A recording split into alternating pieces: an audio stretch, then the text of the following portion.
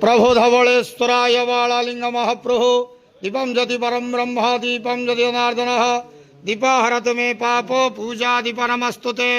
हे धवलेश्वर महाप्रभु संसार सुखी रखंतु।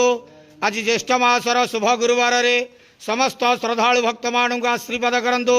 मनस्कामना पूर्ण करंतु। कर्म क्षेत्रोन्नति करंतु। ग्रहिष्ठ खंडन करंतु। जगतर मंगल करंतु। विश्वर कल्याण करंतु। आपणकर नाम विख्यात करंतु।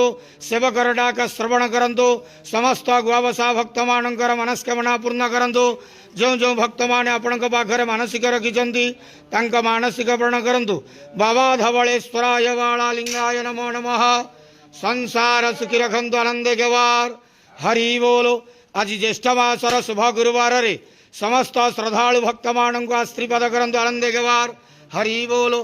बाबा धवलेश्वराय वाळालिंगाय नमो नमः।